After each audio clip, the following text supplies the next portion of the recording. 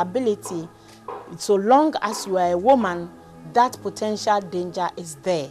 So I think that what we need to do really is about empowerment, about knowing when to recognize that I am in an abusive relationship, or that a particular environment has the danger of becoming potentially abusive or dangerous, so that you can see the initial signs and move on.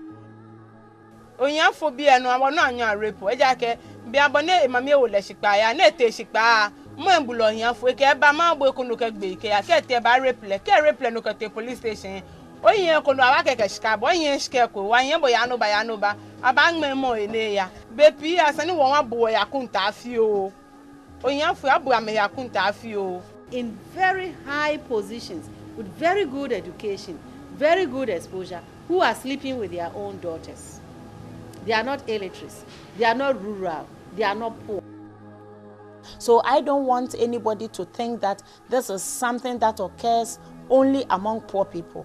It's something that cuts across all classes, and we must all work together to make sure that the message is sent across class lines. Even though we have institutions like WADU and some of us NGOs and the Commission on Human Rights and so on, we do not have a coordinated front. Now, we had to be frank enough to say that the incident had been on for years. Some of us are products of it. And as we are talking, the thing has been happening. The only difference is that now the sensibilities of human beings have gone high. And that too has come about from education.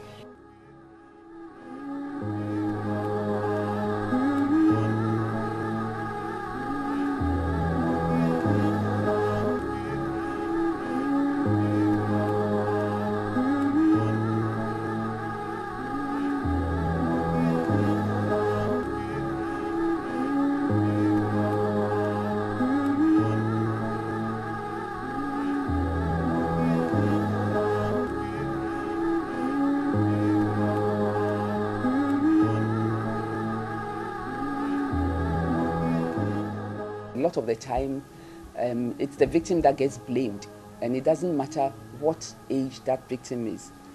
You hear people saying that, well, women don't dress properly, or young girls don't dress properly. They show lots of parts of their bodies. That's why they deserve to get raped.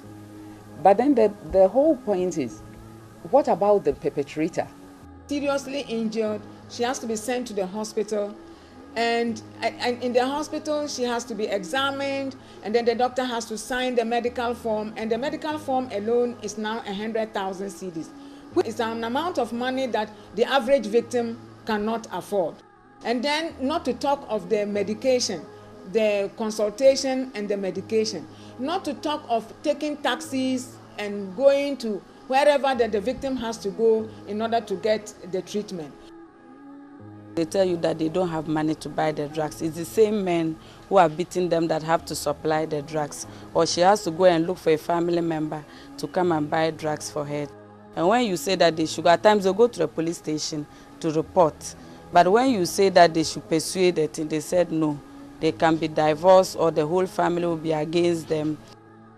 Others too, because of economic reasons, they find it very difficult to break the tie they have with their partner because of what they are getting from that relationship. And they imagine themselves out on the streets alone, or they don't have a job and they are used to a particular lifestyle, and they are advised and they decide that, well, it's better not to report. And so it's a lot of fear and worry and concern. As soon as one has been sexually assaulted, you should report to the police, or even if there's no police station around, to some people around in the state in which you were assaulted. What I mean to say is that if your dresses were torn, you were thrown down, go to the police station or to the people you are going to report to with the torn dresses, with your body in the mud, if it's NEMAT or whatnot, so that those states let the people know that what you are saying is true. Because when that happens, the evidence is very clear. Immediately after that, you will also go to the hospital, still in the same condition, without bathing. Not that you don't love your husband, that's why you've gone to report, or you don't love your wife, that's why you've gone to report it. You just report so that the house, there will be peace in it. Next time he will not cross certain boundaries by hitting your eye, knocking you places that you'll be hurt. Some people can be pregnant, you'll be knocked, and then they will abort the pregnancy. And so the victim has to really be strong and make sure that she documents everything step by step, and then there will be a loophole found somewhere. So the first thing we do is to issue a medical report form. After taking her complaint, we give a medical form to attend hospital.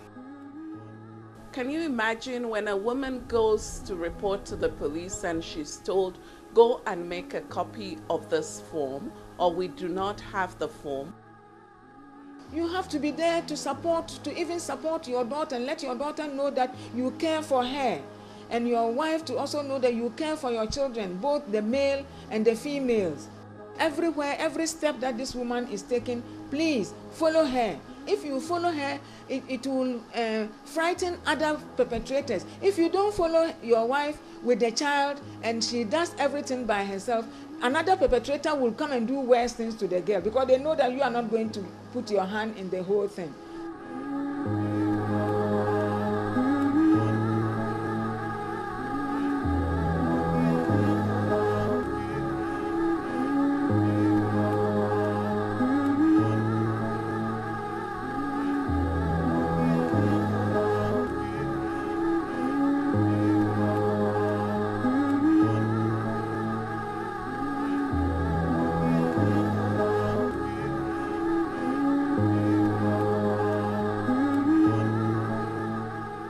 So it is a shame that we are yet to have the appropriate and requisite legal framework to address these issues of domestic and gender-based violence.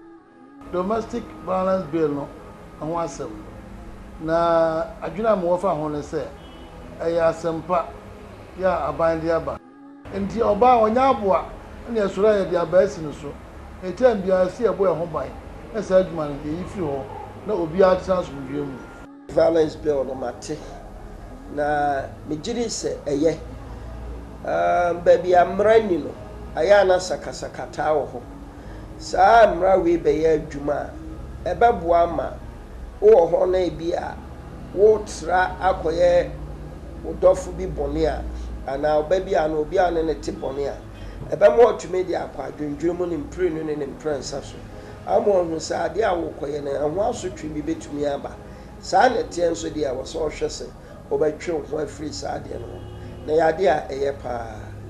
So the major problem with the legalities is the lack of the appropriate law. That is why it is very necessary to have a law like as proposed by the Domestic Violence Bill, which will deal with families, will deal with the particular Ghanaian situation where we live in compound houses. So you have the DV bill that looks at the Ghanaian situation, that has had the input of so many people to put it right.